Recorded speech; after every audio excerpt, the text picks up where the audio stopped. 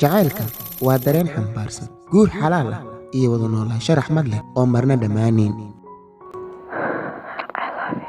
I love you. qalbiga ayaa go'aamiya ruuxa uu rabo. qalbiga waa uu jabaa hadduusan helin jacayl, daryeel iyo naxariis. wuxuuse ku farxaa daryeelka iyo baxnaanada. jacaylka mararka qaar waa dilaa, mararka qaarna waa dabeeye qalbiga. dad ayuu iilka dhigay oo uu xawaal ku ogaaday sida cilmi boodheri.